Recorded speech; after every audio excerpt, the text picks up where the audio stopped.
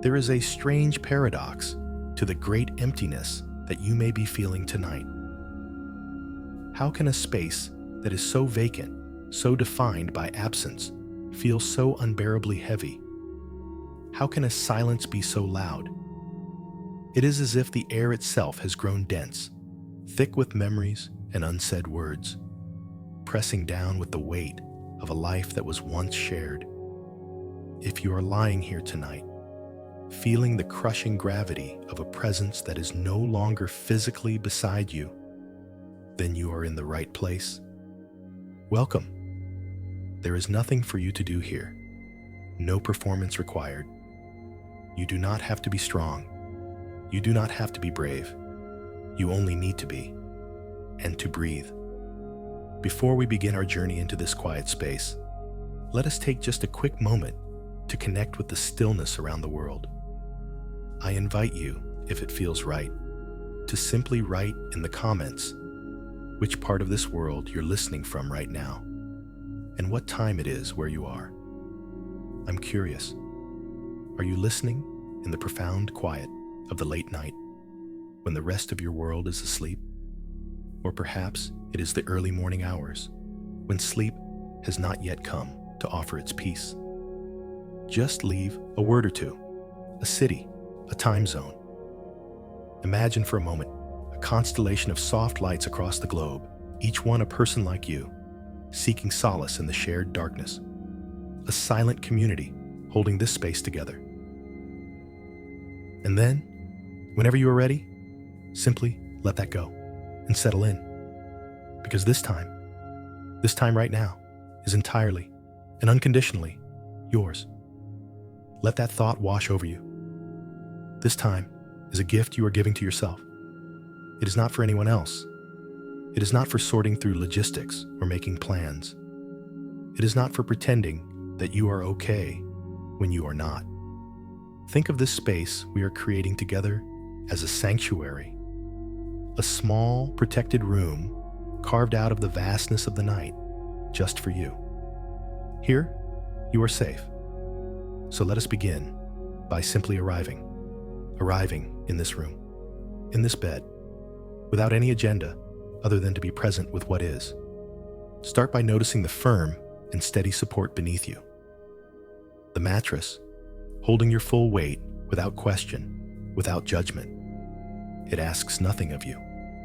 It simply holds you, allowing you to let go. Bring your awareness to the points of contact between your body and the bed. Your heels, your legs, your hips, your back and shoulders, the back of your head.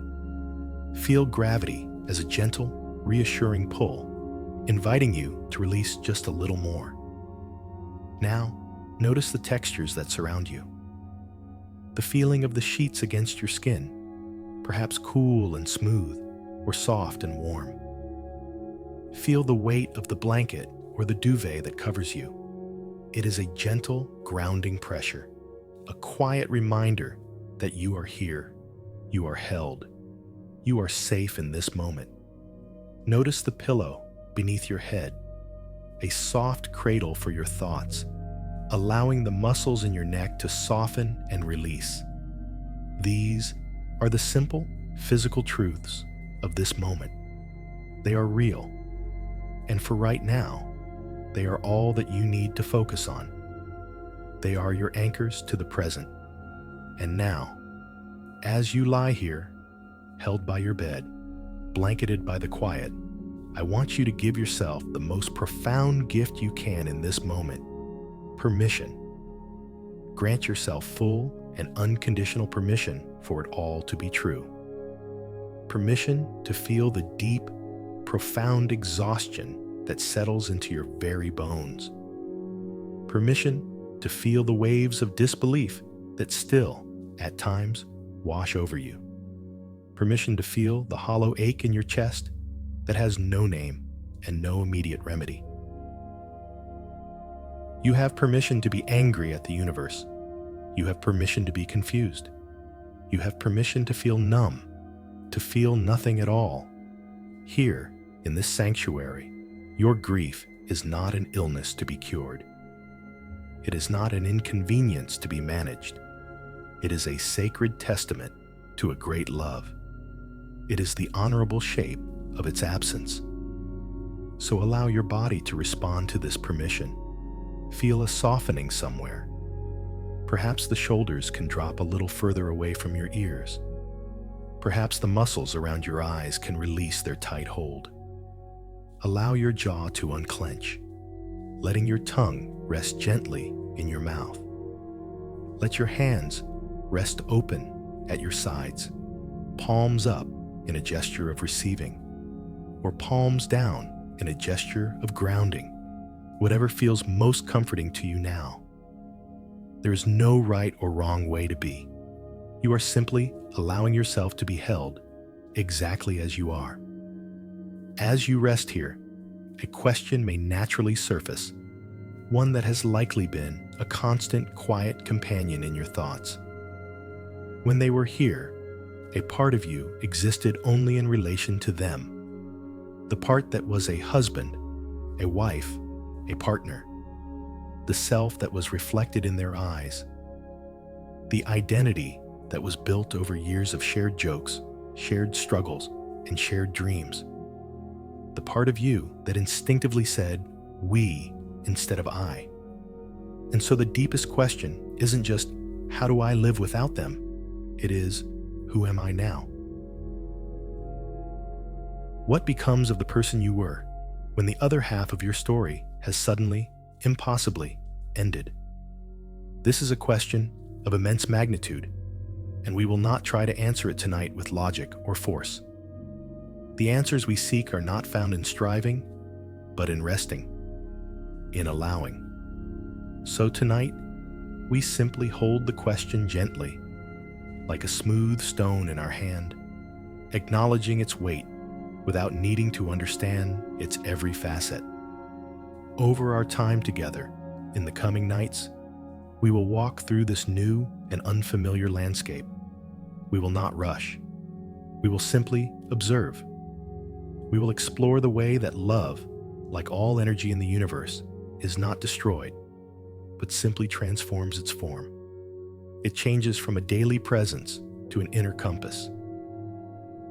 We will gently honor the profound, unseen courage it takes just to navigate an ordinary day in a world that feels fundamentally changed. And we will listen for the quiet, resilient life that continues to beat within you, like the first shoots of green appearing in a garden after a long, hard winter. For now, however, your only task is to rest, to allow this sacred space to hold you, to let the quiet of the room be a comfort, not a threat. Let your own breath be the softest rhythm in the room, the gentle tide of your inhale, and the complete release of your exhale. Each breath is an anchor to this moment, a quiet affirmation that you are still here. There is nowhere else you need to be. There is nothing you need to solve. Just here, resting, being held. Welcome to this sanctuary. Welcome to this moment of peace. As you continue to rest here, held in the quiet of this sanctuary, let us gently return to that question we are holding. Who am I now? It is a question that arises from a profound and disorienting truth. When your person died, it was not just them that you lost. A part of you, a very real and vital part, seems to have gone with them. This is not a metaphor. It is a felt, physical reality, a phantom limb of the soul, the self you were in their presence, the person who was seen and known and loved in that unique way. That self has completed its journey. And it is right and necessary to mourn that loss too. For years, perhaps for decades, your identity was intricately woven with theirs, like two threads in a single tapestry, creating a pattern that was beautiful and unique, a pattern that could not have existed without both of you. You were a we. That word became your native language. We are going to the store. We think this movie is funny. We are tired tonight.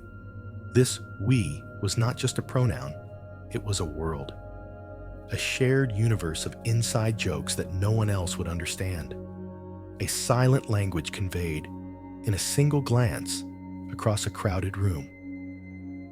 It was the instinctive knowledge of how they took their coffee, the sound of their footsteps on the floor, the particular way they laughed when they were truly delighted. This shared self was built slowly, moment by moment, day by day. It was built in the grand adventures and in the quiet, ordinary minutes in between. It was forged in crisis and polished in times of peace. It was the comfortable, lived-in reality of knowing that someone in the world understood your personal history because they were there for most of it. They held the memories that you might have forgotten. They were the keeper of a version of you that no one else will ever get to see again. And now, the silence where that we used to be is deafening. You may find yourself turning to share a small observation, a funny thought, and the empty space beside you is a sudden physical shock. You may hear a piece of news and think, I have to tell them, before the crushing wave of memory returns. This is the shattering. It is the experience of walking through the world with the constant, low hum of their absence beside you. It is the feeling of being fundamentally redefined without your consent, and it is profoundly lonely. Here, in this safe space, we do not need to push this feeling away. We do not need to rush to fill that emptiness. Tonight, we will simply honor that beautiful self that was, the we that you co-created. So, as you continue to breathe softly, I invite you to try a gentle exercise, but only if it feels possible for you tonight. If it feels too raw, then simply continue to rest in the feeling of being held by your bed. That is more than enough. But if you feel you can, I invite you to gently bring to mind not a specific memory, but the feeling of that shared identity. Can you recall the simple, comforting feeling of just being in the same room with them, each doing your own thing, but in a state of quiet, connected presence? Can you remember the feeling of safety that came from knowing you were a team, facing the world together? Just touch the edges of that feeling.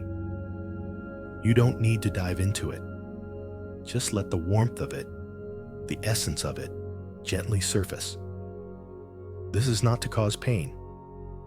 It is an act of profound honor. You are visiting a masterpiece that you helped to create. You are acknowledging the beauty of a story that, while its final page has been written, will forever be a part of your own library. The person you were with them is not gone in the way you might think. That version of you is now a completed chapter. It is finished, whole and sacred. Nothing can ever diminish it. Nothing can change the story that was written. It exists, perfect in its completion. Think of it like a star in the night sky. Even if that star burned out millions of years ago, its light is still traveling across the cosmos. It is still reaching us. It is still a part of the beauty we see when we look up. The love you shared, the identity you built, the we that you were, the light from that creation is still traveling. It is still reaching you. It is woven into the very fabric of who you are now. The lessons you learned, the ways you grew, the patience and kindness you developed through that relationship, all of that remains. It is your inheritance. It is the strength that resides within you, even now, especially now. So as we hold this thought, let us reframe this feeling of a lost self. It is not an amputation. It is a graduation. You have completed one of the most profound courses in love that a human being can experience. And the diploma is etched onto your very soul. You carry its wisdom with you. The grief you feel is the measure of its depth. It hurts so much because it was so very real. It was so very important. It was so very beautiful. So for these last few moments of our time in this part of the journey, simply allow yourself to be with this sense of gentle reverence. Reverence for the life you shared. Reverence for the person you became in that love.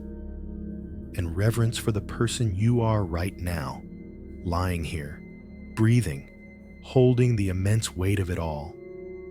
Let each breath be a quiet thank you to that self that was. Inhale, acknowledging the beauty of that completed story. And as you exhale, release the need to understand who you are now. That will come. It will reveal itself slowly, gently, in its own time. For tonight, it is enough to simply honor what was. It is enough to rest in the truth that a great love was lived, and it was yours, and it was real, and a part of it lives on, forever inside of you. As you continue to breathe in the stillness, allowing the truth of what was to rest gently in your heart, let us now turn our awareness to the experience of what is. Grief is not just an emotion. For those who are walking through its deepest valleys, it feels much larger, much more immersive than a simple feeling. It feels like a place, a landscape, an entire inner world that you have been involuntarily transported to. This landscape of loss is not static. It is constantly changing, its weather patterns unpredictable and fierce. Some days, you wake up and find yourself in a storm. The rain is relentless.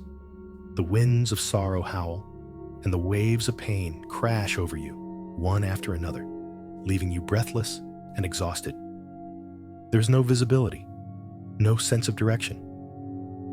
On these days, the only thing to do is find the smallest bit of shelter and hold on, trusting that the storm will eventually pass. You cannot fight the storm. You can only endure it. And surviving a day like that is an act of immense, unsung heroism. Then there are other days when you wake up not in a storm, but in a thick, disorienting fog. The world is muted, muffled. Colors seem less vibrant. Sounds are distant. Your own thoughts and feelings are indistinct, wrapped in a heavy blanket of numbness. In the fog, it is difficult to connect with anything. Not with the pain, but not with joy either. It is a state of disconnection, of moving through the motions of a life that no longer feels entirely your own. This fog can be frightening in its own way, this absence of feeling. It can make you wonder if you will ever feel anything deeply again. But the fog, too, is a part of the landscape. It is a protective mechanism, a way for your mind and spirit to rest when the raw intensity of the storm is too much to bear. And then there are the deserts, long, silent stretches of emptiness. You wake up and the landscape is vast, barren, and achingly quiet. The sky feels too big, the silence too loud. In the desert, you feel the profound loneliness of your journey. You can see for miles in every direction, and there is nothing but the stark reality of your loss. It is in the desert that the absence of your loved one feels most absolute, most permanent. The heat of the day is the raw pain, and the cold of the night is the chilling fear of the future. This landscape, with its violent storms, its dense fogs, and its silent deserts, can feel like a permanent new home. It can feel as though this is where you will live for the rest of your life. But here is a gentle truth I want to offer you tonight, a seed of hope to plant in the soil of your heart. This landscape is not your destination. It is a place you are journeying through. You are a traveler here, not a permanent resident. The journey is long, and the path is not linear. You may cycle through the storm, the fog, and the desert many times. But you are, with every breath you take, moving through it. So tonight, let us try a different perspective. Instead of being lost within this landscape, let's imagine we can rise just above it for a few moments, as if looking down at a map of this inner world. From this gentle, detached viewpoint, we are not trying to fix the landscape or change the weather. We are simply observing it with a compassionate, curious heart. As you lie here, breathing softly, see if you can identify which part of the landscape you have been in recently, today or this week. Was it the storm? Can you acknowledge the force of it, the power of those emotions, without being swept away again right now? Just noting, yes, I was in the storm. It was overwhelming. Can you feel a sense of compassion for the one who had to endure it? That one is you. Was it the fog? Can you look down on that soft gray blanket and understand its purpose? Can you see it as a necessary quiet, a time of psychic hibernation? Acknowledging, yes, there was the fog. It was hard to see. It was hard to feel. And sending kindness to yourself for navigating that uncertain terrain. Or was it the desert? Can you see its vastness from above? Can you appreciate the stark, honest beauty of that emptiness, even as you acknowledge the profound loneliness it holds? Observing, there was the desert. The silence was immense. And honoring the strength it took to walk under that wide open sky, feeling so exposed and alone. By looking at your grief as a landscape on a map, you create a small but crucial space between you, the observer, the traveler, and the experience itself. You are not the storm. You are the one who is experiencing the storm. You are not the fog. You are the one walking through the fog. You are not the desert. You are the resilient traveler who is crossing the desert. This small shift in perspective does not erase the pain, but it can lessen the suffering. The pain is the weather. The suffering is the belief that the weather will never change. From this vantage point, you might also begin to notice other features on the map. Perhaps there is a small, sheltered cove where you found a moment of respite, a memory that brought a gentle smile instead of a sharp pang. Perhaps there is a tiny, hidden spring in the desert, a moment of unexpected kindness from a stranger, or the simple comfort of a warm drink. These moments are real too. They are part of the landscape. They may be small, but they are there. They are the rest stops on this long and arduous journey, and recognizing them is vital. They are the proof that even in the harshest terrain, life continues to offer small sips of grace. So as you prepare to drift towards sleep, hold this image of the map in your mind. Know that wherever you are in your inner landscape right now is okay. You are exactly where you need to be on this journey. Be gentle with yourself, you brave traveler. You have navigated so much. For tonight, you have found a safe place to make camp. You can lay down your heavy pack. You can rest your weary feet. The storms and deserts will still be there tomorrow, but for now, in this moment, you are safe. You are resting, and you are allowing the quiet of the night to be a gentle balm on your weary soul. You are not lost. You are simply on a journey, and every step, even the most painful one, is a step forward. In every part of the landscape we just explored, the storm, the fog, the desert, there is one common element. It is the profound and pervasive silence, the echo in the quiet. It is the empty space beside you in bed, the unoccupied chair at the dinner table, the phone that no longer rings with their specific, familiar ringtone. This is not a peaceful silence. In the beginning, it is a roaring, demanding void. It is the absence of a voice, a laugh, a breath, and it can feel like the most painful part of the entire experience. Our minds, in their attempt to protect us, often rebel against this emptiness. We might fill the house with noise, the television, music, podcasts, anything to keep the silence at bay. We might keep ourselves relentlessly busy, filling every moment with tasks and distractions to avoid feeling the vastness of that space.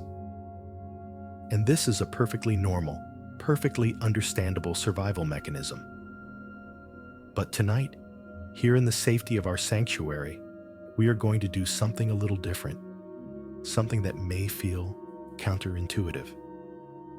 We are going to gently turn our attention toward that emptiness, not to be consumed by it, but to see if we can understand it differently, to see if we can transform our relationship with it. Imagine for a moment a beautiful, ornate vase. It has been the centerpiece of your home for years. It has held countless bouquets of flowers, celebratory roses, cheerful sunflowers, fragrant lilies from the garden. Its very purpose was to be filled with beauty. And then one day, the vase is empty, and it will remain empty. At first, all you can see is the emptiness. The lack of flowers becomes a stark and painful reminder of what is missing. The empty vase seems sad, purposeless. But what if we could shift our focus? What if, instead of focusing on the absence of flowers, we began to appreciate the vase itself? We could notice its elegant shape, the intricate patterns etched into its surface, the way the light catches its curves. We would realize that the emptiness inside the vase is actually what defines its form. The space within it is a testament to the beauty it was designed to hold. The emptiness is not a flaw. It is the very thing that gave the vase its purpose. In the same way, the vast emptiness you feel in your life right now is not a void. It is a testament. It is the sacred space that was carved out by a great love. The size of that hollow place is a direct and beautiful measure of the magnitude of the love that once filled it. A small love leaves a small space. A monumental love leaves a monumental space. And the silence you hear is an echo of the magnificent sound that used to be there. The more it hurts, the more beautiful the music must have been. So, let us try a gentle practice with the breath. As you lie here, resting, bring your awareness to your own breathing. Feel the cool air as it enters your nostrils and the warm air as it leaves your body. This breath is your most constant companion. It has been with you every moment of your life, in times of joy and in times of sorrow. It is the rhythm of your own precious life force. Now, as you inhale, I want you to imagine that your breath is gently, lovingly filling your entire body. Imagine it flowing down into your chest, into your belly, all the way down to your toes, and all the way out to your fingertips. With each inhale, you are quietly and intentionally occupying the space of your own body. You are affirming your own presence. You are not trying to fill the emptiness in your life, the space left by your loved one. That is their sacred space. Instead, you are filling the space of you. You are inhabiting yourself more fully, more consciously. On the inhale, feel the expansion, the gentle life force filling you. And on the exhale, simply let go. Release the tension in your muscles. Release the thoughts of the day. Release the need to do anything or be anyone other than who you are right now. Inhale, a quiet affirmation of your own presence. Exhale, a gentle letting go. This simple act of breathing consciously is a powerful anchor. It reminds you that even within the great emptiness of your loss, you are still here. Your life, with its own unique purpose and meaning, continues. Your breath is the proof. You are not what is missing. You are what remains. And what remains is precious. Now, let's go a step further. As you continue this gentle, rhythmic breathing, let's return to the silence in the room. Instead of hearing it as an absence, see if you can listen to it as a presence of peace. In this moment, the silence is not demanding anything of you. It is not judging you. It is simply holding you. It is a soft, spacious container for your grief. Within this silence, you can finally stop performing. You can let the mask of "I'm okay" fall away. You can allow the tears to come if they need to, or the numbness to be without apology. The silence will hold it all. It is a friend. Think about the difference between the chaotic noise of a crowded street and the deep, resonant silence of a cathedral or a deep forest. The silence of the cathedral is not empty. It is full of reverence, history, and a sense of the sacred. The silence of the forest is not empty. It is full of ancient, breathing life. The silence in your room tonight can be like that. It can be a sacred space, a space that holds the echo of a great love. As you listen to the quiet, you might even begin to hear, not with your ears, but with your heart, the echoes of their laughter, the memory of their voice, the feeling of their presence. They are not gone from the silence. In a way, they have become the silence. Their love is the quiet resonance that underlies everything. It is the unwavering note that continues to sound long after the orchestra has stopped playing. So as you drift closer to sleep, let the silence be a comfort. Let it be a soft blanket around you. Let your breath be the gentle tide, pulling you away from the shore of your sorrow and out into the calm, deep ocean of rest. The emptiness is not a void to be feared. It is the testament to the love you are so blessed to have known. And your breath, this simple, faithful rhythm, is the proof of the love that you still are. Inhale your own precious life. Exhale and surrender to the sacred, peaceful quiet. As we rest in this sacred quiet, held by the gentle rhythm of our own breath, let us now turn our attention to one of the most complex and powerful elements of our inner landscape, memory. When a loved one first passes, memories can feel like enemies. They are unexpected landmines in the terrain of an ordinary day. You might be simply walking through the grocery store and see a particular brand of ice cream, their favorite, and suddenly you are ambushed by a wave of grief so intense it almost brings you to your knees. A song comes on the radio, your song, and the simple melody becomes a source of excruciating pain. These memories arrive without warning, sharp and vivid, and they hurt. It can feel as though your own mind has betrayed you, turning the beautiful archives of your shared life into a torture chamber. In this early stage, it is natural to want to avoid memory, to push it away, to build walls around your heart, to protect yourself from the pain. But as time gently unfolds, something remarkable and mysterious begins to happen. The function of memory begins to transform. Let's use an analogy. Imagine that your memories are a collection of objects you carry in a large bag on your back. In the beginning, every object in that bag feels like a jagged, heavy stone. Each one has sharp edges that dig into you. Picking one up, even by accident, is painful. The weight of the entire bag is immense, making every step of your journey an exhausting effort. But slowly, imperceptibly at first, a kind of alchemy begins. The passage of time, the gentle work of your grieving heart, acts like a river tumbling these stones. Over weeks, months, and years, the water of your tears and the gentle friction of your endurance begin to smooth their sharp edges. The jagged stone of a painful memory, like a difficult last day in the hospital, may never become light, but its edges can soften.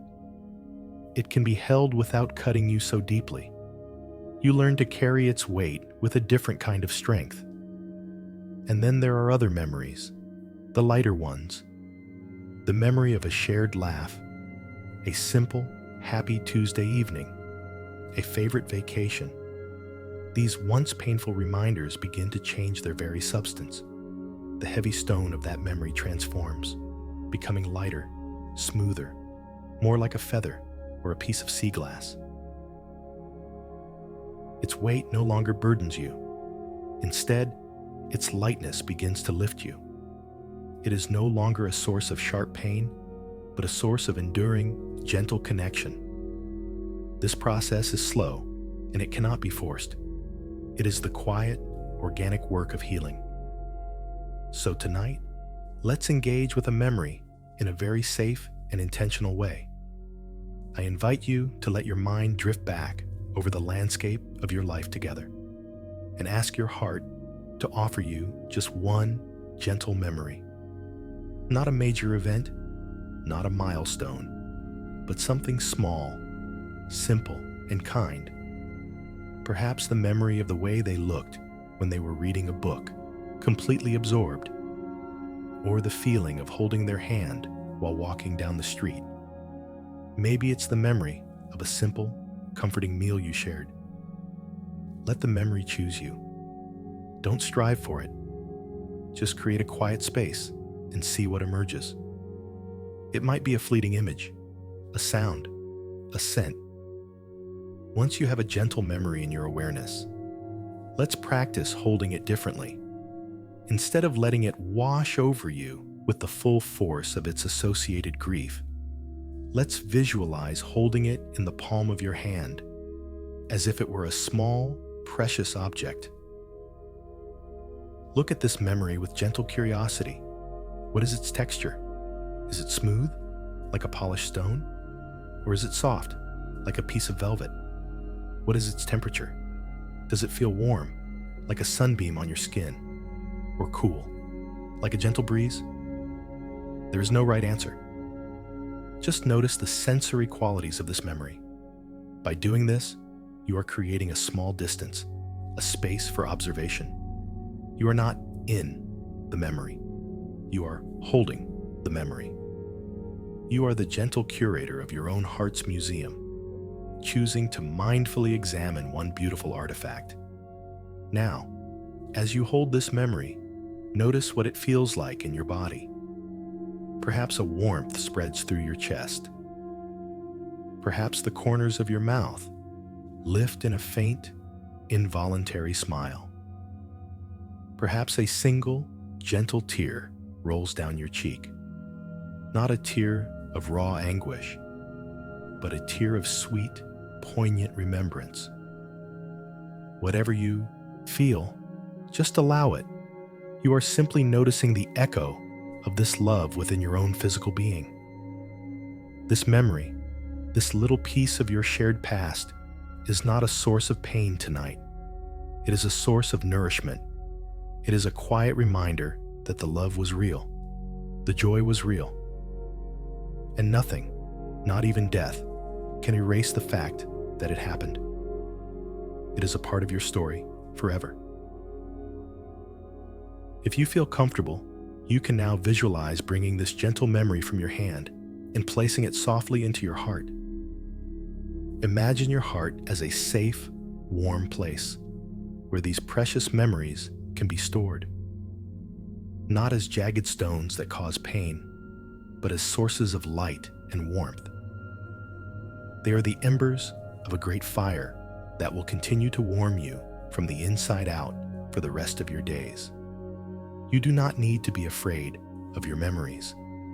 In time, they will become your most trusted companions. They will be the quiet whispers that remind you of the love that shaped you. They will be the evidence of a life beautifully lived and a love profoundly shared. They transform from ghosts that haunt you into ancestors that guide you. So as you drift towards sleep, know that it is safe to remember. Your heart is strong enough to hold both the sweetness of the memory and the sadness of the loss. They are two sides of the same beautiful coin. Allow the weight of your memories to become a grounding force, a comforting presence. Let them be the soft, warm blanket that tucks you in tonight, reminding you that you are and will forever be a person who has known a great and beautiful love. And that is a gift that can never be taken away. As you lie here, cradling the gentle warmth of a chosen memory, let us venture into a deeper, more mysterious level of this journey. We have honored the self that was. We have mapped the landscape of grief, and we have begun to transform our relationship with the echoes of silence and the weight of memory. Now, we approach a question that lies at the very heart of it all. What happens to the love itself? Our logical minds, conditioned by the physical world, tell us that when a person is gone, they are gone. It is a finite, absolute ending. And in a physical sense, this is a truth we must learn to live with. But the heart, in its own deep wisdom, knows a different story. The heart senses that something as powerful, as elemental as the love you shared cannot simply cease to exist. It defies the logic of endings. Here, we step out of the realm of pure science and into the realm of metaphysics, of poetry, of the soul's intuition. Consider one of the most fundamental laws of our universe, the law of conservation of energy. It states that energy cannot be created or destroyed. It can only be transformed from one form to another. Electricity is transformed into light and heat. A seed full of potential energy transforms into the vast, living, chemical energy of a tree. What if love, the most powerful energy we as human beings ever get to experience, follows the same universal law? What if love does not die? What if it simply, profoundly changes its form? The love you shared was once an active, kinetic energy. It was expressed in daily actions, a touch, a spoken word, a shared meal, a comforting presence in the room. It was an energy that flowed constantly between two people, a tangible, observable force in the world. It was a verb. Now, with the physical absence of your person, that energy can no longer flow in the same way. It can no longer be a verb. But it has not been destroyed. It has undergone a metamorphosis. It has transformed from an external, kinetic energy into an internal, potential energy. It has turned from a verb into a noun. The love is no longer something you do with them. It is something you are. It has been fully absorbed into your own being. It has become a part of your cellular structure, a permanent warmth in your soul. It has changed from a daily presence into an inner compass. It is the unwavering true north in your heart that helps you navigate the darkest nights. It is the quiet, foundational warmth that remains, even when the surface of your life feels cold and barren. It is no longer a light that you looked at. It has become the light that you see with. So let us try a small meditation to connect with this transformed love. As you continue to rest, bring your awareness to the area in the center of your chest your heart space.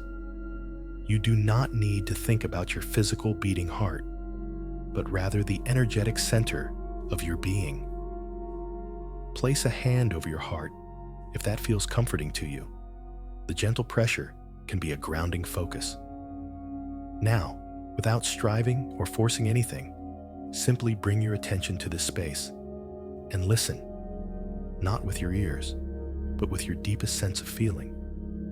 Beneath the turbulent waves of grief, beneath the ache of loneliness, beneath the numbness of the fog, see if you can sense a quiet, constant warmth. It may be very faint, like a pilot light in a furnace that has been turned down low. It might feel like a gentle, subtle glow. Do not worry if you don't feel anything dramatic. This is not about conjuring a feeling, but about listening for what is already there. This quiet, steady warmth is the essence of the love itself. It is the part that does not die. It is the energy that has transformed. It is their love and your love merged into a single, indivisible source of strength within you. As you breathe, imagine your inhale is gently fanning that small ember. With each breath, you are not trying to make it a roaring fire, but simply acknowledging its presence, honoring its quiet, enduring light. Inhale, a gentle breath into your heart space. Exhale, a soft release of the tension around it. This love is now a part of your inner architecture. It is the foundation of the house that is you. The walls may have been shaken, the windows shattered, the roof torn off by the storm of grief, but the foundation remains, and it is unbreakable because it was built from the strongest material in the universe. When you feel lost in the landscape of your grief, you can always return to this place. When the world feels cold and hostile, you can place a hand on your heart and connect with this inner warmth. It is your eternal inheritance. It is the gift they left you that can never be lost or stolen. It is the proof that they are not just in your past. They are in your very core. This transformation of love from an outer presence to an inner essence is perhaps the most profound and sacred metamorphosis of the grieving process. It is the journey from I love you to I am love. It is the realization that you are now the living carrier of the beautiful energy you co-created. You are its ambassador in the world, and every act of kindness you perform, every moment of compassion you show to yourself and to others, is a way of allowing that love to continue to shine, to continue to have an effect on the world. Its form has changed, but its purpose remains the same: to bring warmth and light into the darkness. So, as you drift toward the edge of sleep, rest in this knowing. The love is not gone. It is simply home. It has come to rest in the safest place it could ever be, inside of you. Let that inner warmth be the last sensation you are aware of as you let go of the day. It is your lullaby. It is your peace.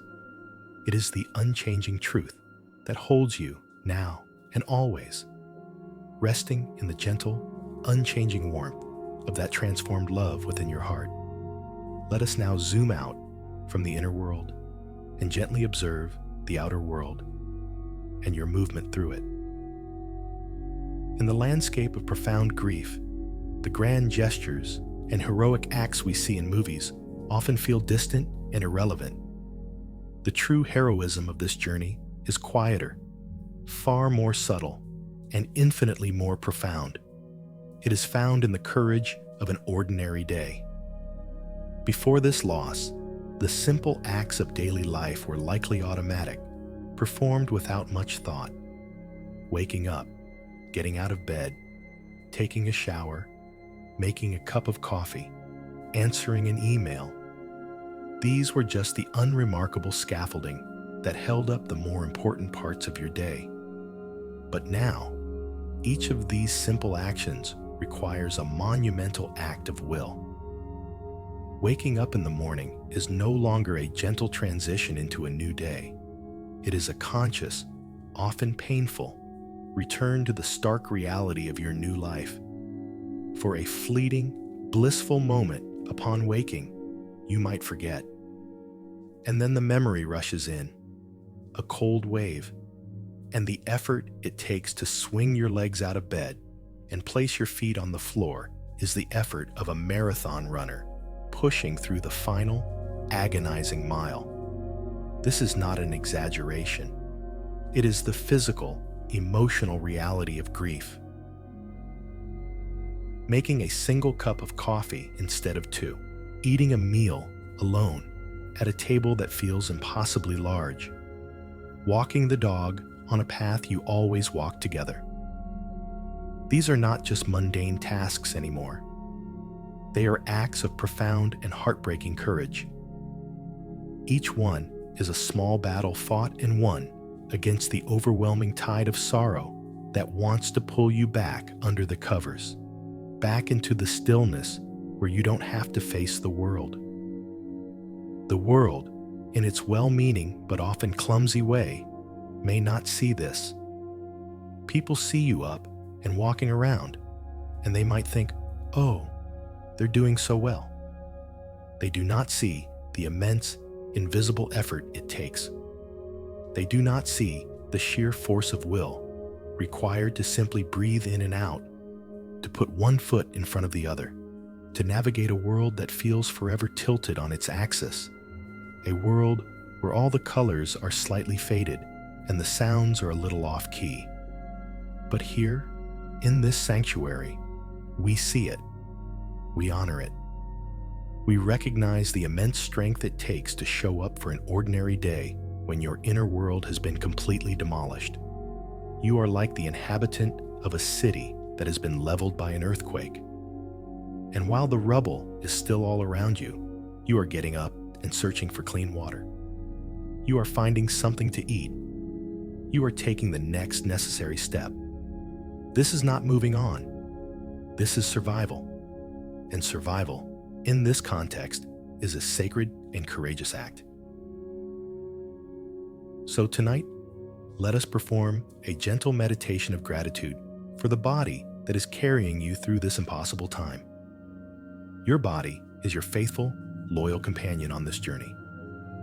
It may feel heavy, exhausted, and filled with the aches and pains of unspoken grief, but it is still here. It is still working for you. It is still breathing for you, digesting for you, and holding you upright. Let us send it our thanks. As you lie here, bring your awareness to your feet.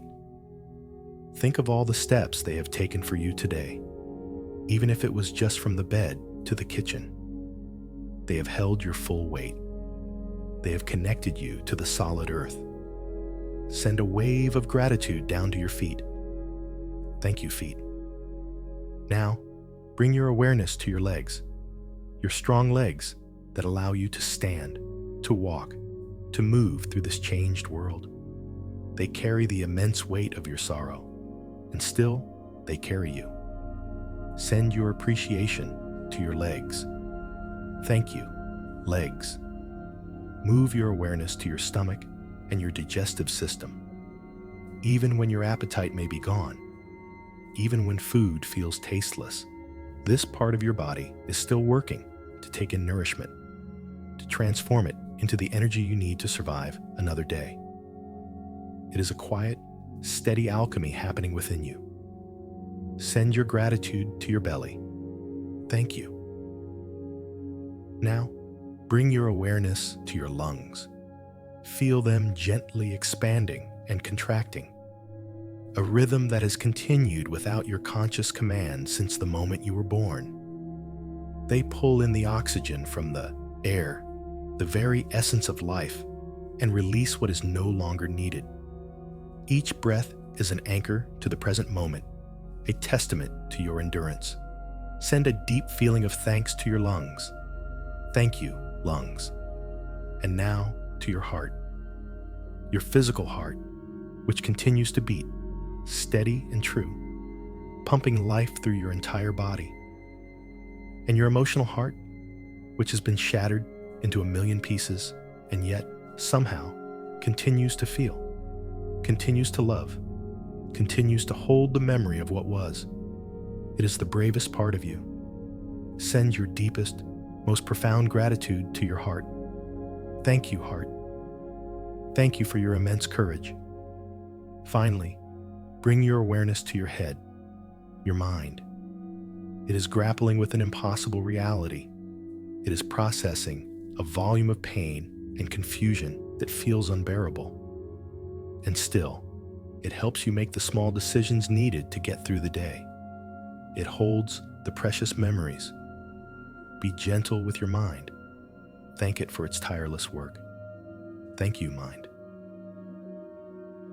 Your body has been a warrior, fighting a battle that no one else can fully see, and it is so tired. As you prepare for sleep, give your body permission to completely and utterly rest. Let it know that its work for today is done. It has done enough. You have done enough. Surviving another day in the landscape of grief is not a small achievement. It is a triumph. So let go of any judgment about what you did or didn't do today. Let go of the feeling that you should be further along or handling it better. You are handling it in the only way you can.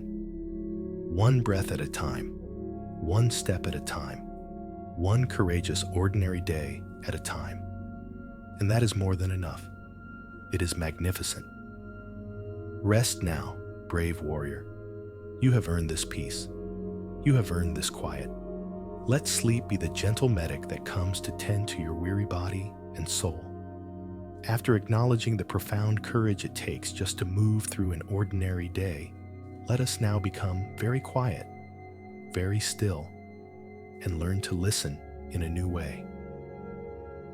In the vast, scorched landscape of early grief, it can feel as though nothing good will ever grow again. The ground has been burned clean by the fire of loss, and it seems impossible that life in all its color and vibrancy could ever return. We look out at the barrenness, and we assume that this is the new, permanent reality. But nature, in its infinite wisdom, teaches us a different lesson. After a great forest fire, the landscape is blackened, silent, and seemingly devoid of all life. It is a scene of utter devastation. But if you were to walk through that burned forest a few weeks or months later and look very, very closely, you would begin to see them. Tiny, almost imperceptible shoots of green. A small fern uncurling from beneath a charred log. A blade of grass pushing its way through the ash. These first signs of life are not dramatic. They are not a sudden, magical return to the forest that was. They are small, quiet, and incredibly resilient. They are the patient, tenacious proof that life is always seeking to renew itself. In your own inner landscape, these first shoots of green are beginning to appear too. You may not have noticed them. You may have dismissed them as insignificant, or even felt guilty for their presence. These are not moments of happiness or joy. It is too soon for that. These are moments of something much more subtle. Moments of peace. Or moments of simple neutrality. It might be the first time you truly taste your morning cup of tea. For weeks, it may have been just a hot, tasteless liquid you forced yourself to drink. But one morning, you take a sip, and for a fleeting second, you notice its warmth, its aroma, its gentle bitterness. And in that tiny moment of sensory awareness, there is no grief. There is just the tea. That is a shoot of green. It might be a moment when you are standing by a window and you feel the warmth of the sun on your skin. You don't think about it. You don't analyze it. For just a breath or two, you simply experience a pleasant physical sensation. And in that moment, there is no ache in your chest. There is just the warmth. That is a shoot of green. It could be a song on the radio that doesn't trigger a painful memory, but simply exists as a pleasant sound. It could be the sight of a bird landing on your windowsill that captures your attention for a few unburdened seconds. It could be the first time you take a full, deep breath without a painful catch in your throat. These moments are so small, so fleeting, that it is easy to miss them entirely. Our minds are so attuned to the big, loud signal of pain that we don't notice the quiet, subtle signal of peace. Grief is a state of profound contraction. Our bodies, our minds, our hearts all pull inward to protect themselves. These small moments of neutral sensory awareness are the very beginning of an expansion. They are tiny windows opening for a brief second, letting in a little bit of fresh air and light before closing again. They are not a betrayal of your loved one. They are not a sign that you are getting over it. They are a testament to the incredible, innate resilience of the human spirit. They are your own life force, gently, stubbornly, pushing its way toward the light. Just like that blade of grass through the ash, honoring your grief is essential. But honoring these small moments of grace is just as important for your healing. They are the nourishment that will give you the strength to continue your journey. So, let us practice noticing. Right now, as you are lying in your bed, let us engage in a simple sensory awareness practice. We are not going to think or analyze. We are just going to feel. First, bring all of your attention to the simple sensation of the air on your skin. Can you feel its temperature? Is it cool or warm? Can you feel the subtle movement of it as you breathe? Just for the next 3 breaths, let that be your entire universe. The feeling of air on your skin. Now, shift your attention to your sense of hearing. Listen to the quietest sound in the room. Not the loud, obvious sounds, but the most subtle one. Perhaps it's the hum of an appliance in another room, the gentle rustle of your own bedding, the sound of your own heartbeat in the stillness. Choose one quiet sound and just rest your attention on it. Let it be an anchor, holding you in this present moment.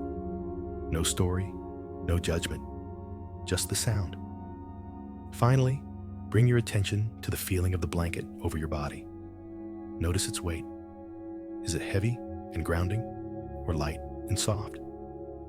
Notice its texture against your hands or your face. Let your awareness be completely absorbed by the simple, physical truth of that sensation. The weight, the texture.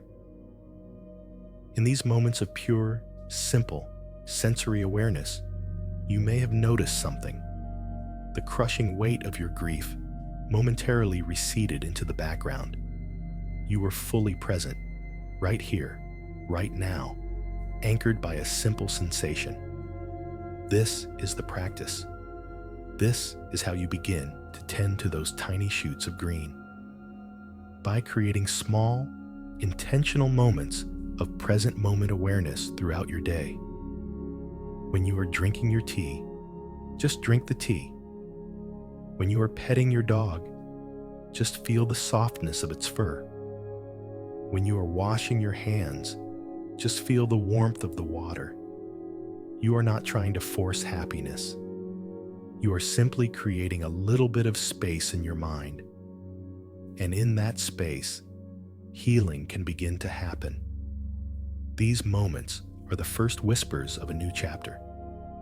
They are the quiet promise that while the forest of your life will never be the same as it was before the fire, it can and it will grow again. It will be different, certainly, New trees will grow, new paths will be formed, but it will be alive.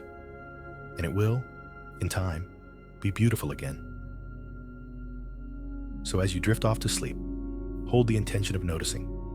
Tomorrow, see if you can spot just one tiny shoot of green, one small, unburdened moment. And when you find it, just pause and acknowledge it with a quiet, internal thank you. You are watering the seeds of your own resilience. You are honoring the stubborn, beautiful life force that continues to burn brightly within you.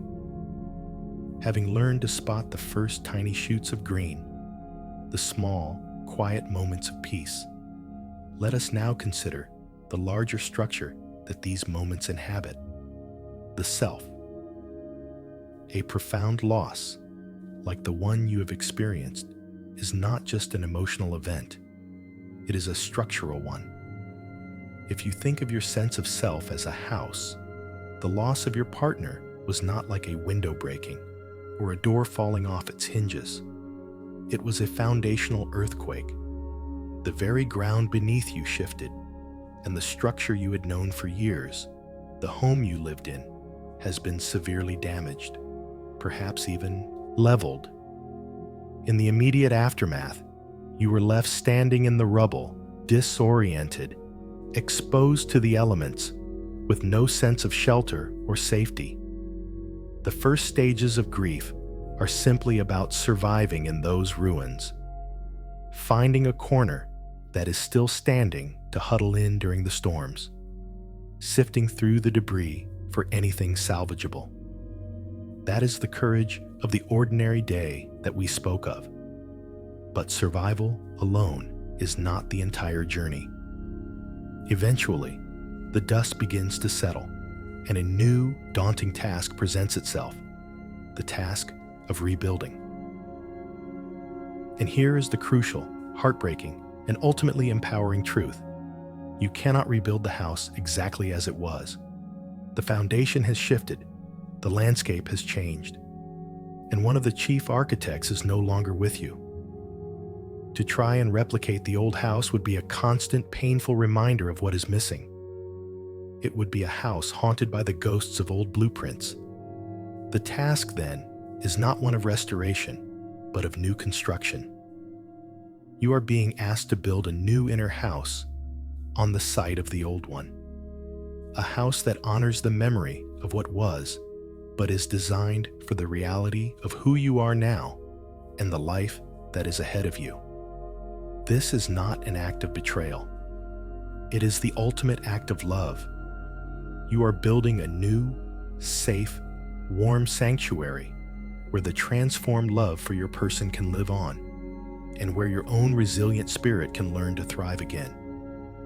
This rebuilding process is not a grand, overnight project. It is slow, painstaking work. It happens one small, intentional act at a time. Each act of self-kindness, each moment of self-compassion is like laying a single brick.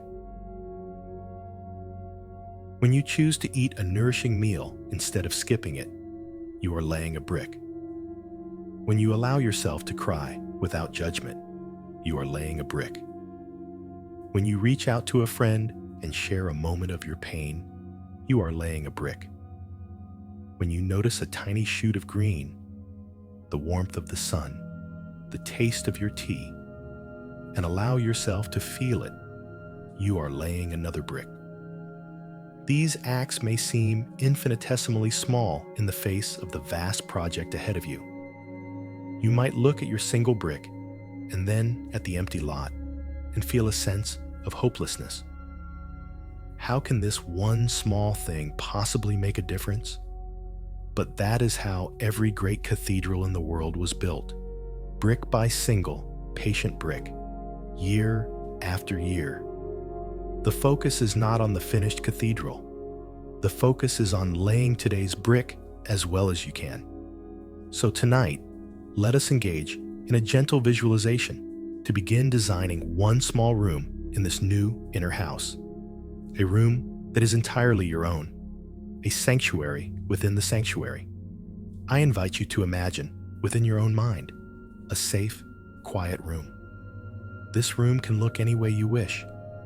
It could be a cozy library with a fireplace and comfortable chairs. It could be a simple, minimalist space with a single cushion for meditation. Imagine could be an airy sunroom filled with plants and light. It could be a workshop filled with tools for creating. There is no right or wrong design. This is your room. It is a space that exists purely for your own comfort, peace, and restoration.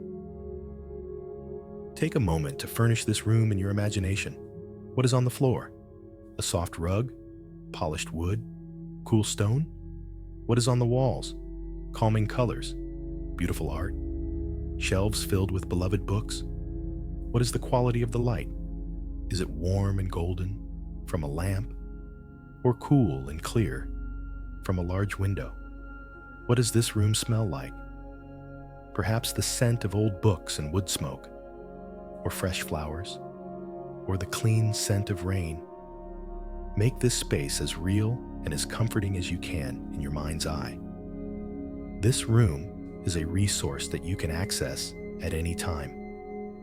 When the outer world feels too harsh, when a wave of grief feels overwhelming, when you feel lost in the storms or the fog, you can retreat to this inner room. You can close the door, and for a few moments, you can be safe. You can rest in the chair. You can look out the window.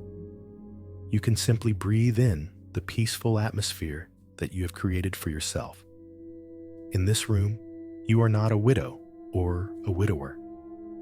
You are not a grieving person. You are simply a soul at rest. This room is the first part of your new home. It is built not from wood and nails, but from your own intention and your own capacity for self-compassion. It is a powerful testament to your ability to create safety and beauty for yourself, even amidst the ruins. Each time you visit this room in your imagination, you make it more real, more solid. You are reinforcing its walls. You are laying more bricks. The rebuilding of the self is a long journey. There will be days when you feel you have no energy to lay a single brick. On those days, the task is simply to rest, to be gentle with yourself. There will be other days when you feel a small surge of strength, and on those days, you can mindfully, intentionally lay a few bricks. Be patient with your process. You are the architect, the builder, and the resident of this new home. You get to decide the pace of construction. For tonight, as you drift towards sleep, imagine yourself curling up in the most comfortable chair in your new, quiet room. Pull a soft blanket over you. Feel the deep sense of peace and safety that this space provides.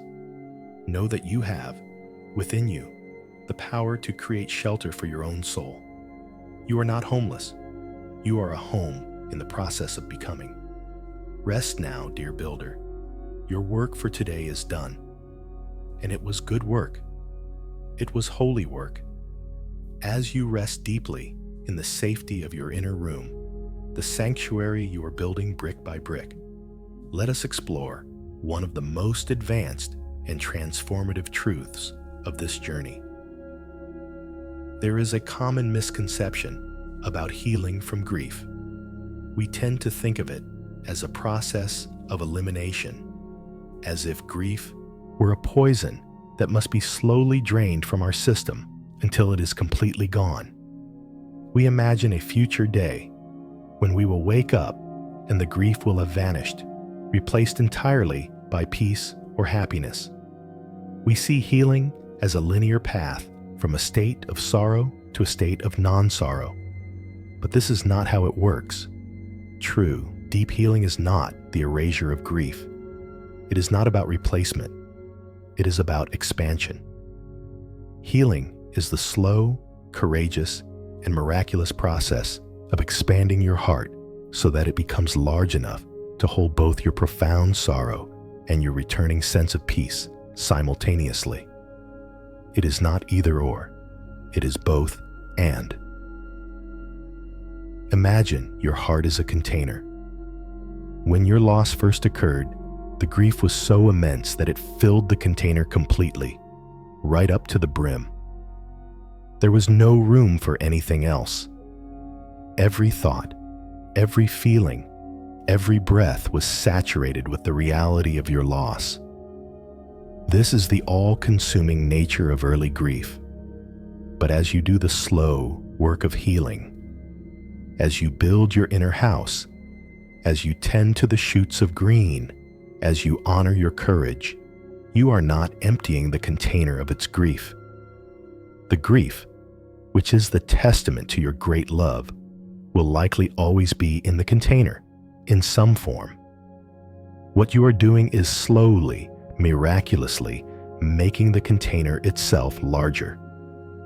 As the container of your heart expands, the grief no longer fills it to the brim. It is still there, just as real and just as valid, but now there is space around it. And into that new, open space, other things can begin to flow. A moment of peace can flow in and coexist right alongside the grief. A moment of gratitude, a flicker of hope, a gentle sense of connection to the world, all of these can find a home in the expanded container of your heart without displacing the sorrow. This is the great paradox and the great beauty of a heart that has been broken open by loss. It does not heal by closing back up into its old, smaller form. It heals by growing larger, more spacious, more capable of holding the full, complex spectrum of human experience. You will have days, even years from now, when a wave of grief will wash over you with surprising intensity. You might hear a song, see a photograph, or simply wake up with a heavy heart, and the sorrow will feel as fresh as it did in the beginning. In the past, this might have sent you into a panic, making you feel as if you had gone backward, as if all your healing had been undone. But with this new understanding, you can meet that wave differently. You can say, here is my old friend, grief. I know this feeling. It is the shape of my love. And you can let the wave wash through you, knowing that in the expanded space of your heart, there is also room for peace. The peace does not have to run away.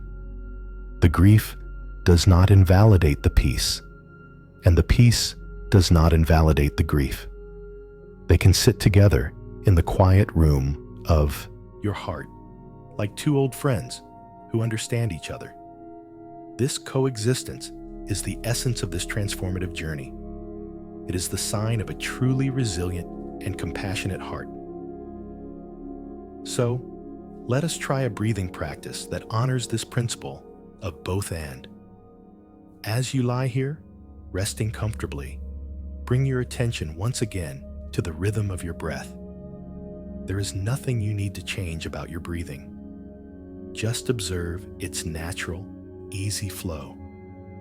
On your next inhale, I invite you to silently and gently acknowledge your grief. You don't need to dive into the stories or the sharp edges of it. Simply name it with compassion. Inhale, and in your mind, you might say, "Here is my sorrow," or "I feel the ache of missing them." Acknowledge its presence without judgment. And then, on your exhale, I invite you to consciously cultivate a sense of peace. As you breathe out, you can silently say, "I am releasing into peace," or "I am held in this quiet moment." Inhale, gently acknowledging the truth of your grief. Exhale, softly cultivating the possibility of peace.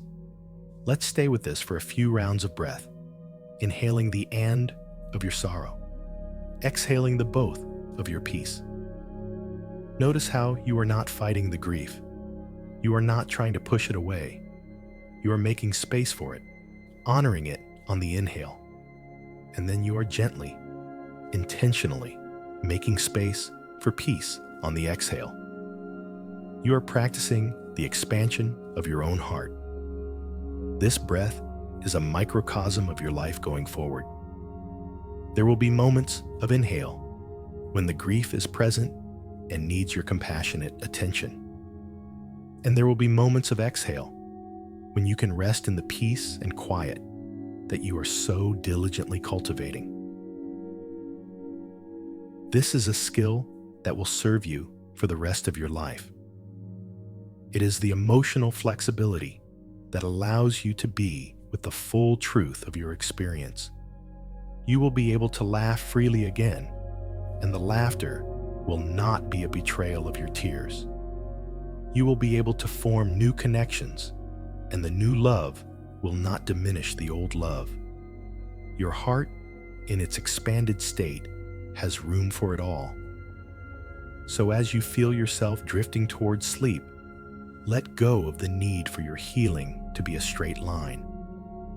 Release the idea that you have to choose between honoring your past and living in your present. You can do both. Your heart is big enough. Rest in the vast, spacious, and compassionate container that you are becoming. A heart that can hold both the deepest sorrow and the most gentle peace is a heart of incredible wisdom and profound beauty. It is your heart. Rest in its magnificent, expanding capacity. Resting in the spaciousness of a heart that is learning to hold both sorrow and peace, we come to a threshold. It is the doorway that leads from the known past to the unknown future. For so long, the future was a shared landscape. It was a map that you and your partner were drawing together. There were penciled-in plans for vacations, sketched-out dreams for retirement, the assumed trajectory of growing old together. Even if the details were fuzzy, the fundamental premise was solid. We will be there. Now, when you look toward the future, that shared map has been torn away, and what is left can feel like a terrifying blank void, a vast, white, empty page. The mind, in its desire for safety and predictability, recoils from this blankness. The unknown feels threatening. The unwritten pages of tomorrow can feel less like a space of possibility and more like an abyss of loneliness. How can I possibly face a future that they are not in? Who will I be in 5 years, in 10 years, without them by my side? These are the questions that haunt the quiet hours of the night. They are born of a deep and understandable fear. Tonight, let us gently approach this fear. We are not going to try to conquer it or fill the void with premature plans and forced optimism. Instead, we are going to try and transform our relationship with the blankness itself. Let's start with a different metaphor.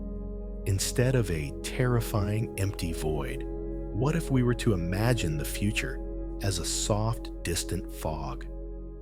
Think of a landscape early in the morning, veiled in a thick, gentle mist. You are standing at the edge of this landscape. You cannot see the whole path ahead. In fact, you can probably only see the next 1 or 2 steps in front of you clearly. The rest is obscured, held in the soft, quiet mystery of the fog.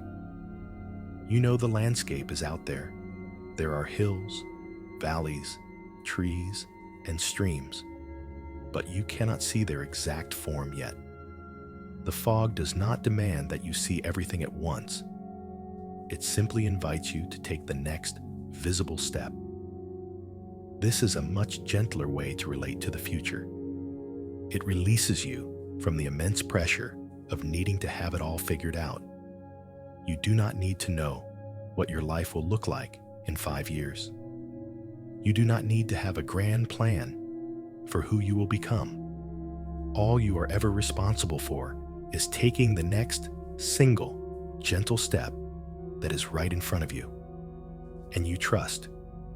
You trust that as you take that step, the fog will gently part and the next step will be revealed. and then the next, and the next. The path appears not all at once, but one step at a time, precisely when you are ready for it.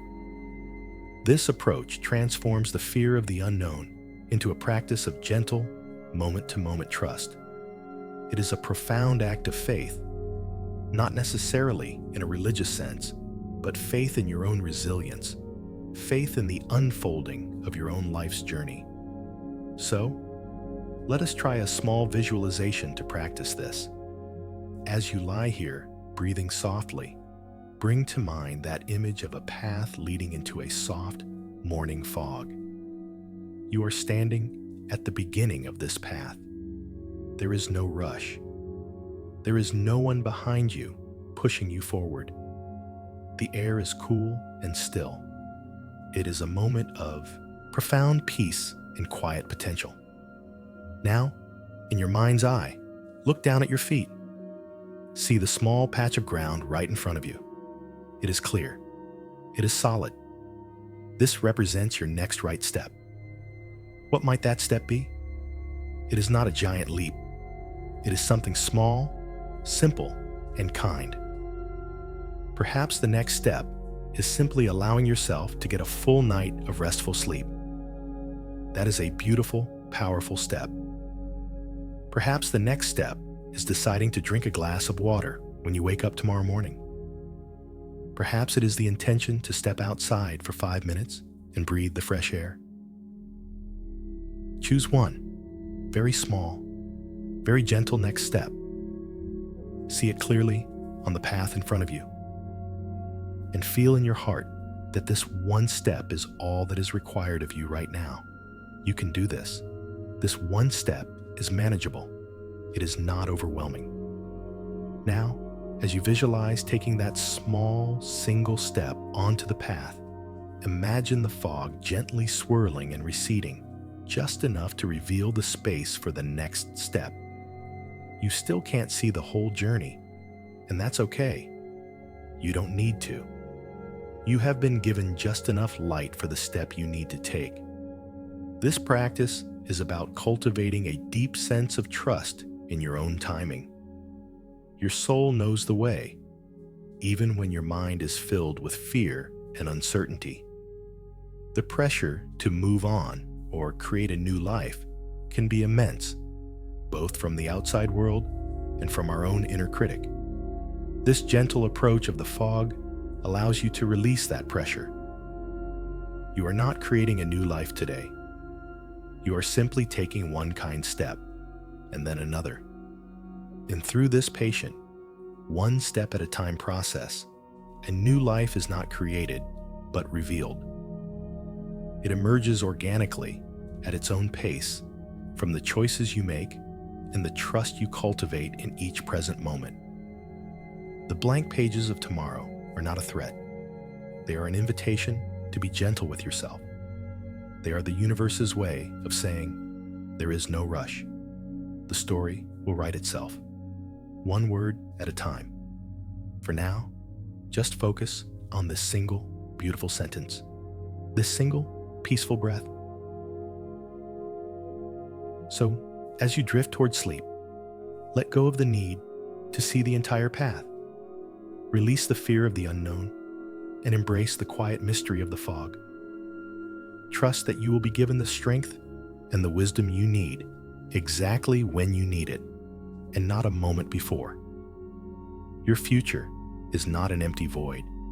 It is a sacred landscape waiting patiently to be discovered, one gentle, courageous step at a time.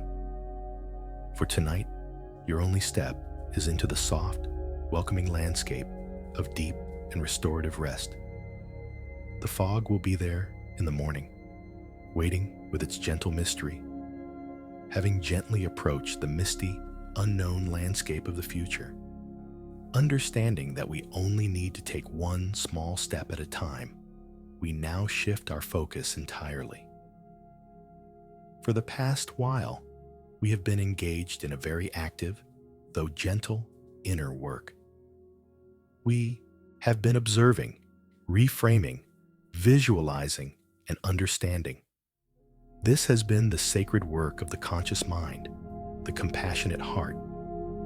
But now, as we draw closer to the threshold of sleep, it is time to let all of that go. It is time to shift from doing to being, from active reflection to gentle, complete release. The time for effort, however slight, is over. The time for surrender has arrived. Think of the journey we have been on tonight as a long walk through a varied and sometimes difficult terrain. We have climbed hills of understanding and crossed valleys of sorrow. And now, at the end of this long day's journey, we have arrived at the banks of a wide, slow-moving river. This is the river of surrender. Its waters are calm, deep, and peaceful. Its current is gentle but steady, and it flows in only one direction, toward the great, quiet ocean of sleep and restoration. You do not need to swim in this river. You do not need to exert any effort at all. Your only task is to allow yourself to be carried by it. Imagine yourself lying on a soft, mossy bank at the river's edge. You can hear the gentle lapping of the water. You can feel a cool, soft breeze. The light is fading, and the world is growing quiet. You can now lay down all the heavy things you have been carrying. Lay down the work of analyzing your grief. Lay down the effort of trying to understand the future. Lay down the memories, both heavy and light. Lay down the questions. Lay down the names you call yourself: griever, widow, widower. Lay it all down, gently, on the riverbank. You can pick it up again in the morning if you need to, but for now, you are free of it. Your only identity for these next moments is that of a weary traveler, ready for rest.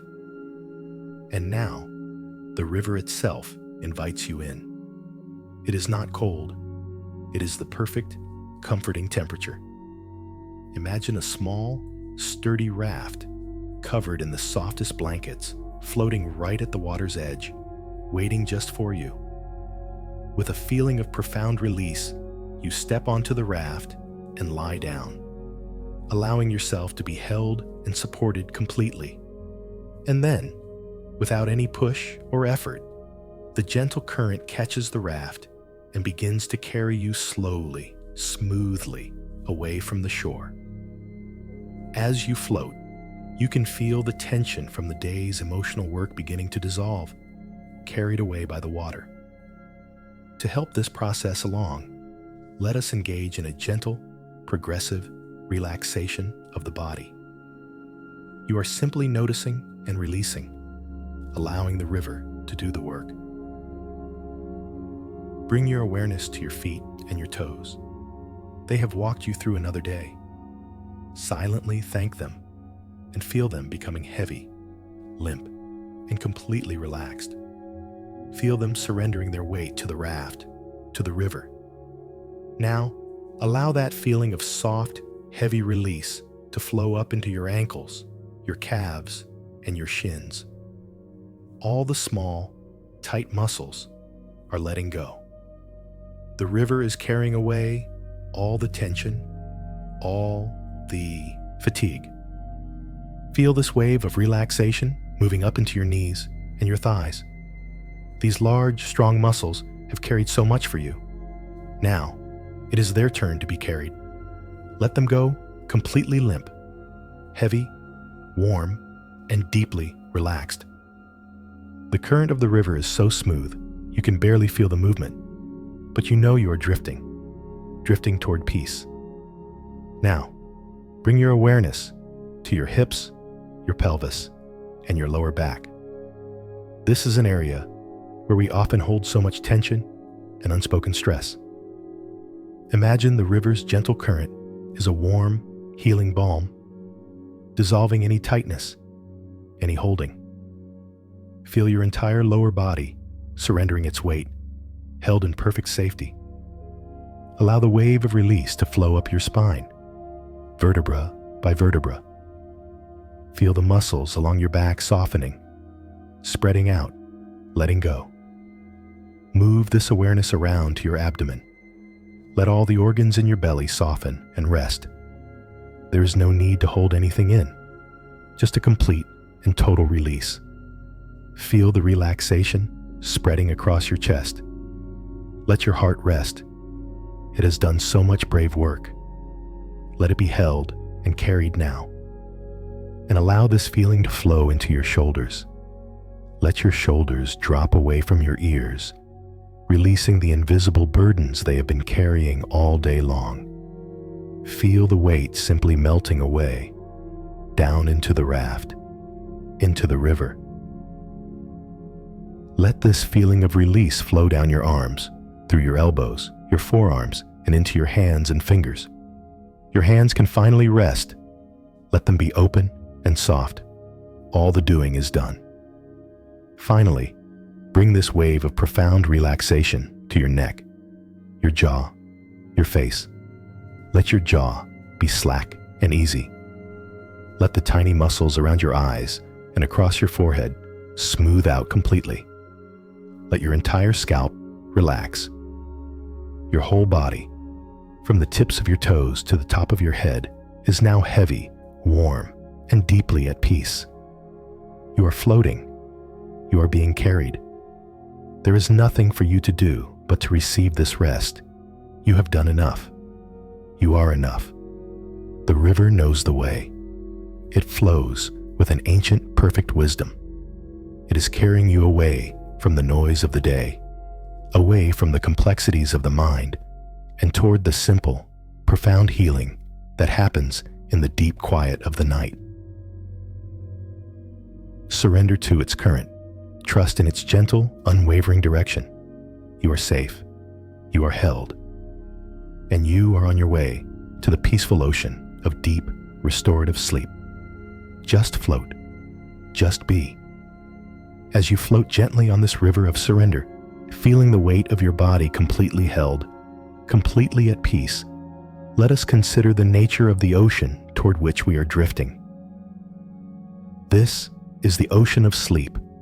In our busy, productivity-driven world, we often think of sleep as a mere biological necessity, a simple shutting down of the system for maintenance and repair. We see it as a passive state, an absence of activity. But in the context of a profound, healing journey like yours, sleep is something far more sacred, far more active, and far more transformative. It is not just an escape from the pain of your waking hours. It is an essential and holy part of your metamorphosis. Think of the chrysalis of a butterfly. From the outside, it appears completely still, dormant, and inactive. Nothing seems to be happening. It is just a quiet, sealed vessel, hanging silently. But inside that stillness, the most radical and miraculous transformation in the natural world is taking place. The old form of the caterpillar is literally dissolving into a kind of cellular soup, and from that potent, undifferentiated essence, an entirely new creature is being meticulously built, cell by cell. It is a process of complete dissolution and magnificent recreation, and it can only happen in the dark, in the quiet, in a state of complete surrender. Your sleep, especially now, is your chrysalis. In the quiet darkness of the night, when your conscious thinking mind is finally at rest, your soul, your spirit, your deepest psyche, whatever you wish to call that wise inner part of you, can finally do its most subtle and profound work. During the day, your mind is busy navigating the world, managing the pain, and simply getting by. But at night, in the protected sanctuary of sleep, the deeper work of mending and integration can occur. It is in sleep that the sharp, jagged memories we spoke of are gently tumbled and smoothed by the tides of your subconscious. It is in your dreams that your mind can process emotions and experiences that are too overwhelming to face in the full light of day. It is in the deep, dreamless phases of your sleep that your nervous system, so frayed and exhausted by the constant stress of grief, can finally reset and begin to heal. The soul does its mending in the dark. Just as a physical wound knits itself together most efficiently while the body is at rest, your emotional and spiritual wounds are tended to in the profound stillness of sleep.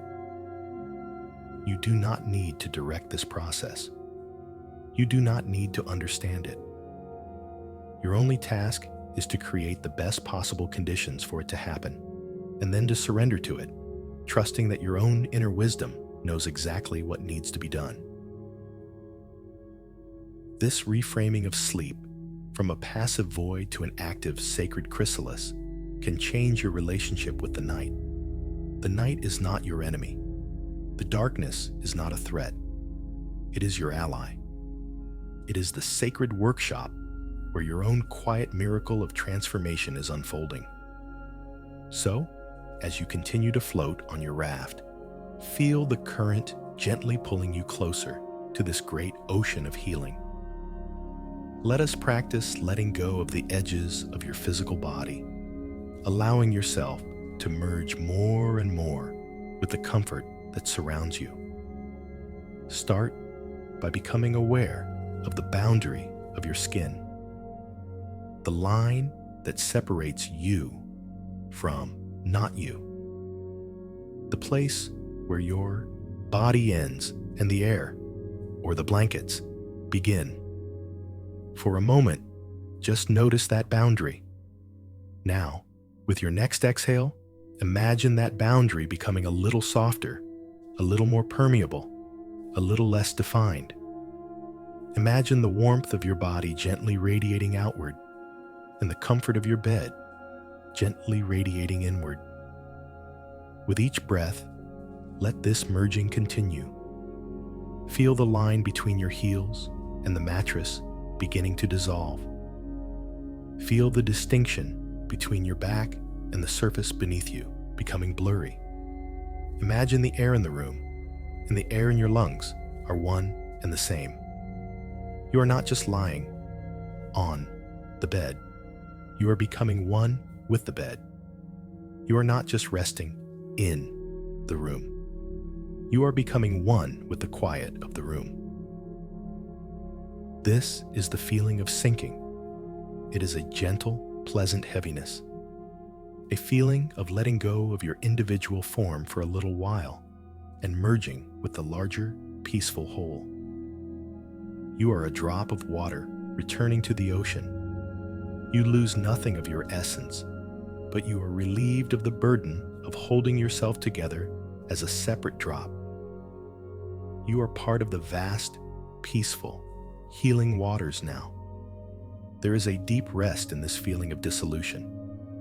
The part of you that has been striving, holding on, and trying so hard to keep it all together can finally let go. It is safe to dissolve. It is safe to let go. The ocean of sleep will hold you. The quiet wisdom of your own healing process will guide you. In the morning, you will re-emerge, subtly, imperceptibly changed. The work done in the chrysalis of the night will have strengthened you, mended you, and prepared you for the courage of a new day. But for now, that is not your concern. Your only concern is this delicious, heavy, peaceful sinking. Feel yourself drifting now, out of the river and into the vast, calm, moonlit ocean. The water is perfectly still. The sky above is filled with a soft, gentle light. There is no sound, but a deep, resonant peace. You are home. You are in the heart of the healing mystery. Surrender to it. Trust it. Allow the sacred metamorphosis of rest to begin. There is nothing more for you to do. Nothing at all. Just sink and soften and sleep as you hover in that beautiful liminal space between waking and dreaming. Floating in the calm, healing ocean of near sleep, let us invite in a final, gentle reminder. A quiet whisper to carry with you into the depths of your rest. It is a whisper about your own strength, not the loud, performative strength that the world often demands, but a deeper, quieter, more resilient kind. All of this pain that you are feeling, this immense landscape of grief that you are navigating, is not a sign of your weakness. It is the most powerful evidence of your strength. For the measure of your grief is, and always will be, the measure of your love. You hurt this deeply only because you loved this deeply. The ability to feel such profound, heart-shattering loss is a direct and undeniable reflection of your capacity to feel profound, life-altering love. And the capacity for that kind of love is the greatest strength a human being can possess. It is a superpower. Think about it. You opened your heart completely to another person. You allowed their life to intertwine with yours, creating a shared existence that was beautiful and vulnerable. You took the ultimate risk of human connection, the risk that comes with loving anything that is mortal and temporary. And you did it. You lived it, and it was real. And now, you are walking through the consequence of that magnificent, courageous love. The pain is not a punishment. It is the echo of the beauty. It is the price of admission for a truly, deeply lived life. So, when you are in the depths of your sorrow, when you feel you cannot possibly go on, remember this. This pain is your badge of honor.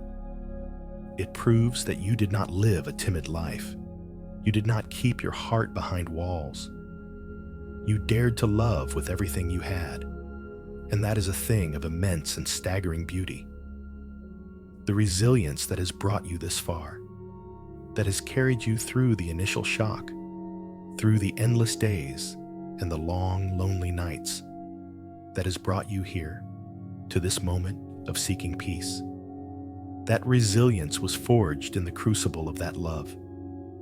The same heart that knew how to love so completely is the very same heart that knows how to heal. The strength is not something you have to find outside of yourself. It is the very essence of who you are. It is the light that is left behind by the star of your love. As you continue to drift, let us seal this understanding into your being with a simple, soothing, internal mantra. A mantra is just a word or a phrase that you can gently repeat in your mind, a soft anchor for your awareness as it lets go of the world. It is not something you have to chant or force. It is just a gentle, repetitive whisper, like a soft, rhythmic drumbeat leading you into the land of sleep. I will offer a few simple phrases, and you can choose one that resonates with you tonight. Or, if another phrase comes to mind, feel free to use that one. The first phrase is simply, I am resting now. As you gently repeat this in your mind, you are giving your entire being, body, mind, and spirit, full permission to let go. I am resting now. Each repetition is a soft affirmation of your surrender. There is no need to think about the meaning of the words. Just let the sound and the rhythm of them be a comfort. I am resting now. Another phrase you might choose is, peace is here. This is a gentle reminder that peace is not something you have to chase or create. It is the fundamental nature of this quiet, restful moment. It is already present, right here, beneath the surface of your thoughts. By repeating the phrase, you are simply aligning yourself with the peace that is already available. Peace is here. Let the words be a soft, gentle hum in the back of your mind. Peace is here. A third phrase, which connects to the strength we just spoke of, could be, love holds me. This reminds you that you are being held by the transformed love of your partner that now lives within you, held by your own immense capacity for love, held by the deep, peaceful quiet of the night. You are not alone in this moment. You are being held in a cradle of love. Love holds me. Choose whichever phrase feels most comforting to you now. And for these next few moments, as you drift on the edge of sleep, just let that phrase repeat itself, gently, effortlessly, in your mind. Let it be the last conscious thought you have as you let go. It is like a hand taking yours, leading you safely across the threshold from wakefulness into the healing darkness. I am resting now. Let the rhythm of the words merge with the rhythm of your breath. Peace is here. Let the feeling of the words settle into your heart. Love holds me. Let the truth of the words become the very ground beneath you. There is nothing to analyze, nothing to figure out, just the soft, steady, comforting whisper of your chosen mantra, guiding you home to the deep, restorative peace that awaits you. You are strong, you are resilient, and you are so worthy of this rest. Let the mantra carry you now. Let it be the lullaby that your own wise, loving heart sings to you. Drift and float and be at peace. The mantra softens now, its rhythm dissolving into the deeper rhythm of your own slow, sleeping breath. You are at the edge of the great ocean, the last sliver of conscious thought fading like the final trace of moonlight on the water before dawn. Here, at the very end of our journey together tonight, there are no more instructions, no more visualizations, no more words to hold on to. There is only the soft, gentle act of being tucked in. Imagine a warm, impossibly soft blanket being drawn up over you, right up to your chin. It is a blanket woven from all the truths we have explored tonight. It is woven with the thread of your courage, the courage of each ordinary day. It is woven with the thread of your resilience, the resilience that allows you to spot the tiny shoots of green amidst the ashes. It is woven with the thread of your expanding heart, a heart that is learning to hold both the sorrow and the peace. It is woven with the thread of your patience, the patience to walk into the misty future, one single gentle step at a time.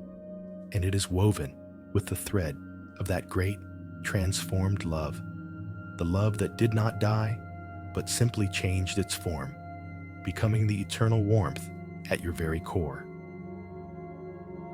Feel the gentle, comforting weight of this blanket. It is a weight of love, not of burden. It is the feeling of being completely, unconditionally held, safe, secure, and deeply, deeply cared for. As this final layer of comfort settles over you, let us release the last lingering questions into the vast, silent wisdom of the night. We do not need answers now. The night is not for answers, but for rest. We simply let the questions float away, like tiny milkweed seeds on a gentle breeze, trusting that the answers will arrive in their own time, in their own unexpected ways. How long will this journey take? The night whispers back, as long as it takes, and you are held every step of the way. Will I ever feel whole again? The quiet darkness responds, you are not broken, you are becoming. Wholeness will look different now, larger, more spacious than before. Who am I now? The silence breathes a final peaceful truth. You are the one who is loved, and the one who loves. You are the one who is resting, and that is enough for tonight. It is more than enough. The journey of transformation, this sacred metamorphosis of the heart, is a long and winding path. It does not move in a straight line. There will be days of sun and days of storm.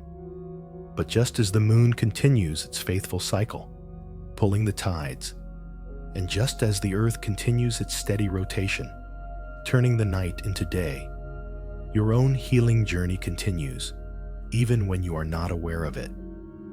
Especially when you are not aware of it. It continues in the deep, holy sanctuary of your sleep. So trust the process. Trust the darkness. Trust the quiet, unseen mending that is happening within you right now as you let go.